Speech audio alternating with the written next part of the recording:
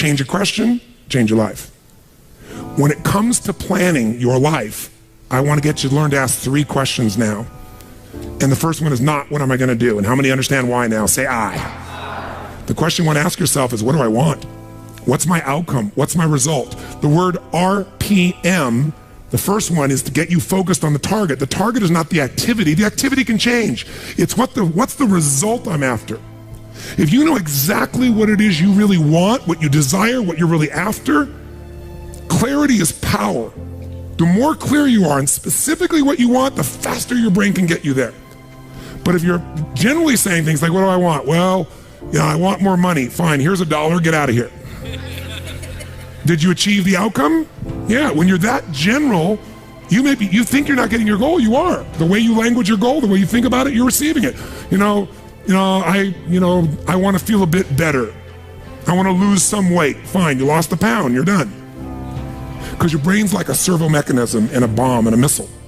The old days, you shoot a missile and the target was going, and if you missed the trajectory, you missed it. Today, what happens when the missile's not on course? What happens? It locks onto the heat signature, and what does it do? It moves and follows it. That's the way your brain is if it knows the outcome, if it knows the result.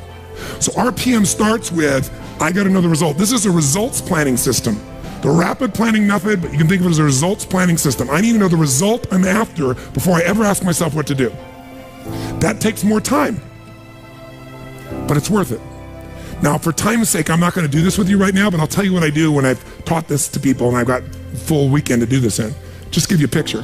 If I asked you right now to write out your name, your full name. Now, some of you abbreviate your signature, but write out your full name in cursive. Go and do that one time. Write out your full name in cursive. I can't even use the word cursive. Is that really the word people still use? It means in handwriting, I guess, but in cursive. Just write it out full name, because you can do this later on. Full name. If you normally abbreviate, don't do that. You have to write out the full name. Now, if I had you get with a partner, and you can try this later if you want, I'm just going to tell you because I don't want to take the time because we have such limited time today. And I have your partner say to you with a stopwatch here, okay, ready? And I go, go. And you write it out. And you tell me when you're done. I go, stop. And I write down how long that was. So let's say you wrote out your signature and it took 5 seconds. And they say, ready? Write it out. Ready? Go. You tell me when you're done. Stop. And I write down 5 seconds. I have to do that 10 times. You'll find in the beginning, you'll be, let's say, 6 seconds. I'm making it up. Everybody's signature is different. And you probably might get down to as little as 5 seconds. If you have like an iPhone, you could do it as a digital stopwatch. You could see the milliseconds. Then I say to you, I want you guys to write every other letter in cursive. In other words, you're going to write half as many letters. How long do you think it would take to do it? Half as much time? Most of you will take twice as much time in the beginning, and then eventually, what's interesting is, if I do it 10 times, and the last 2 or 3, and this makes no logical sense, and again, I don't want to take the time to have all of you do this 10 times, 10 times, 10 times, but you can go do it on your own, I'll just tell you the result. In most cases, even though you're doing half as many letters, you cut it by 2/3 of the time. There's something happens when you break an old pattern and you do it fresh. Your brain over the years has learned ways to move more rapidly since when you did your original signature, and you'll do it in 1/3 the amount of time. It'll take twice as much at first, and then it'll cost you 1/3 amount of time. Now let me tell you why I'm telling you this. The system I'm calling the rapid planning method, by the time I show it to you, you're gonna go, this takes more time than just making my to-do list. When will it take more time? When? Initially. But once you get it in your nervous system, it'll take you less time because your brain will be thinking in outcomes and not activities. And when you think in terms of outcomes and not activities, pretty soon, some of the activities on your list you don't even need to do to get the outcome. You find a better way to get the outcome quicker. Now, how do you do that? Yes, 3 questions. Question 1, what is my result? What is my outcome? What is it I really, truly want from this? If you're going back next week, and you say this next week, what are the most important outcomes for me to get this week in my business? And you just write those outcomes out, not your action items, the outcomes. If you do that and nothing else, you'll be ahead of the game. And if you just keep looking at those outcomes every day, how am I doing on that outcome? Your brain will come up with ways to get to that outcome. I promise you. Focus on outcomes, not on activities. Action for most people, activities, most people may mistake movement for achievement. They mistake action items and to-dos for achievement. We're after the achievement. Are you with me on this? Yes or no? Yes. It's a different way of thinking, and I think all of you inherently have it, But if you make this ritualized, just like the things you've learned this week, they're all great, but if you don't systematize them, they'll work when you do them. But if you systematize them, right? And you see like Mr. Holloman here, where he goes in and just does it and makes sure it's being done again, or what you've seen Chet do, or what I do. You just do it over and over again, you don't miss it. Now the results are geometric. So I want to get you to systematize the thinking, whether you do it visually the way I'm going to show you or not.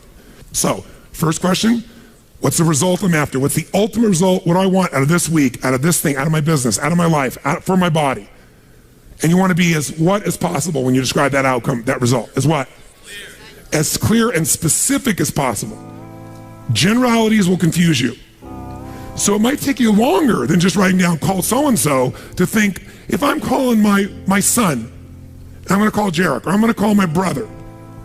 This is what goes through my head before I call him, always. What's my outcome? Because I don't want to just call him. I want Jarek to feel loved by his dad. Or I'm thinking about what's my outcome. I've got to talk to him about this thing that's out there. I've got to make sure I get through to him on this because I want to guide him and move him in this direction. That's what I want to be as his father. I don't want to just chit-chat. I can do that too.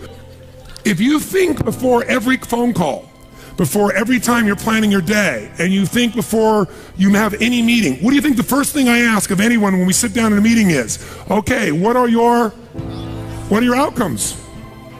What are the outcomes for this meeting? First thing I want to know, because if I know the outcomes, guess what? A lot of meetings, they're done pretty quick. Because if I know the outcome, you don't have to go through all the activities to sell me on it. Just, that's your outcome? How do you want to do it? Sounds good to me? Rock. That's how you make a meeting productive. I know a meeting's productive not by the hours or time. Sometimes it takes longer to the outcome than you want, but I'm going to get the outcome. That's, by the way, what you see with me on stage. That's why my times vary. But it's based on an outcome. I'm going to get that outcome. I don't give a damn whether it's the right time or not. I want to do it in that time, but I must deliver the outcome. How many get that? And by the way, how many like to have your company focused on outcomes, results, and not activities? Say I. People say all the time, well, did you get that done? Well, I left them an email. I left them a voicemail. I've sent them 3 emails. How many times have you heard that? When that happens with me, I'm like, but I don't show it. I just like, really? Wow, that's fascinating. We'll explain about our culture. It's about getting the result. So I can help you if you can't figure another way to do it, but there may be 12 other things we might want to do. Maybe they don't have the answer. Maybe somebody else can give us the answer. The outcome was to get this information, not to leave an email. Or 12 or 3 voicemails. That will not do any of us any good. How many follow? Now, whether you get the outcome or not, whether you get that result, will be based first, do you have clarity? And the second thing is, whether you got enough emotional juice to keep going after it when things don't work out. So the second part of RPM is the purpose. RPM, by the way, how many knows what it means when you increase the RPMs in a car? Anybody here? What does that do? It builds up what? Power, speed. Higher RPMs, you can explode through something, right? You can make something happen. So think of this metaphorically also, this rapid planning method, this result planning method. So it's rapid planning, it's a result planning. You want a results-focused, purpose-driven, massive action culture. That's what RPM stands for. It's how you build up power and you break through. But whether or not you get that result will be, are you clear and specific? But also, do you have enough juice when it doesn't work out? How many of you are going after an outcome in your day or in your week, and for whatever reason, you're not able to get it? The person doesn't respond, they're not there, the thing's not there, something interferes, somebody interrupts you. Who's had their plans interrupted? Raise your hand, say I. So whether you keep doing it or not is, do you have enough emotional juice? See, guys, you all know out of this week, you got more than enough to take your business to a whole nother level. You got more ways. You can go home and be artists now. And some of it, went by so fast, but many of you have the program. You'll watch enough times, you'll be there. Somebody's going to invite us in. We're going to be there and make sure you do it. So it's going to happen. But the art of it being followed through or not is going to come. Do you have the emotion to follow through? And that needs to be a part of your thinking also. So the next question I've always asked, besides the outcome, is why? Why is more important than how? Why are we doing this? What's the purpose? Purpose is more powerful than object. Purpose is more powerful than object. You say, I want $1 million. That's a great objective. I want $1 billion. Great objective. I want to feed 3,000 children in my community. That's a beautiful objective. It's even more specific. But even that objective, you might get excited about, so you realize what it takes to feed 3,000 kids. right? And the politics involved and all the people that don't follow through. And then you have this good intention and somebody else is pissed off because one of the kids didn't get fed, right? And you did everything you know how to do. What's going to make you keep going? Purpose. Why do you want to feed those 3,000 kids? Why do you want to make that $1 million, that $1 billion? Why are you going to take your business to the next level? Why is the most important thing to know? Because that's where all the emotional juice and fuel is to actually get you to go through when the challenges show up. Every person you see who's on fire and is successful knows the why. You know what the problem is?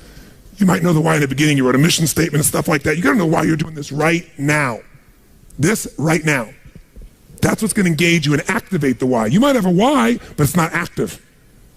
How many follow the difference what I'm talking about here? Say I. Otherwise, that little law of familiarity shows up. You know, well, we're doing this because da-da-da-da-da, and you repeat the why, but it has no emotion behind it. See, if I take a stick pin, no, I don't see anything like that, but you know when a woman has a blouse and they have like a little stick pin in it? Let's think that stick pin is a word. And I take that stick pin and I throw it at you. Are you going to feel it? Barely. But if I take that little stick pin called a word and I wire it to the back of a giant iron bar called emotion, now I can take that stick pin and put that thing right through your heart. That's the power of why. RPM. R is the result, the outcome. What you're after, P is the purpose. It's the why. 80% of success is why. 20% is how.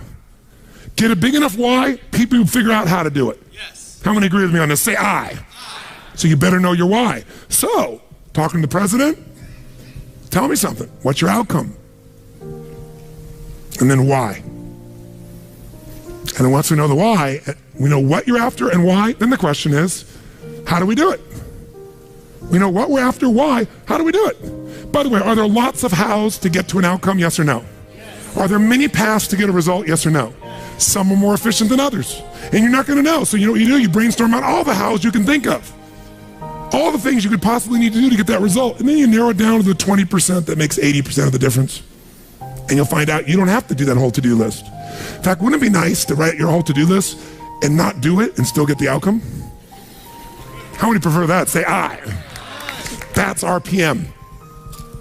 I love it when I don't do my to-dos and I got the outcome. That's the coolest thing in the world. You might have done one or two of them, but it's then learning selectively which ones are going to create it. But the only way to do that is to brainstorm out the M, the massive action plan. If I know the result I'm after, I know what it is I want, what's the outcome, what's the result, what do I want specifically, clearly, and I know the why, and the why has got to move who? Who does the why have to matter to? Everybody around you. Well, if it's a why you're trying to get everybody to deal with, they got to have a why involved in it. But people do things for different reasons. People donate money for different reasons. Some of you donated money the other day here because you were moved by the experience. Some of you did it for connection. Some of you did it to contribute. Some of you felt guilty if you didn't do it because somebody else did beside you. Or you have a lot of money and you feel guilty about it because you didn't earn it. I'm not saying anybody in this room, but that's how some people are. They inherited it, so they feel guilty. Some people do things to get their name up on the wall. Some people today do it anonymously and then tell everyone. Isn't it true? Yeah, just confidentially. That was me. And everybody tells everybody that it's anonymous. They're doing it for significance. Some do it for connection. Some do it for contribution. I don't care why a person does it, but we do it. But if you're going to work with a group of people, you better make sure the why touches on all their needs. Does that make sense? When it's you, whose why does it have to be? Whose why does it have to touch? Whose purpose does it have to be? Your own, for you to be moved. So if you know the result and you know the purpose, now you need the M, which is the massive action plan. We also call the massive action plan the map. It's your massive action plan, your map. How are you going to get there? What are you going to do? And by the way, when you're crystal clear on what you want and you know why you want it, you can make a big map. You can brainstorm a million ways to do it. Not all your houses are going to work. That's why you make a whole map. And then go back and gradually asterisk the ones that are the most important and go hit those. You might get the whole outcome in the first two action items and get rid of your whole rest of your list. This is RPM. This is how I operate. Now, if you never did this on paper and you just did this thinking process in your head, you'll get invaluable resources. If you learn to put this on paper, it'll be more powerful because then your brain isn't racing and you can see it. If you make it into a system that you personally use, your productivity will explode. If you teach your whole company to do this, your company will go to levels you can't even imagine because everyone will maximize their productivity.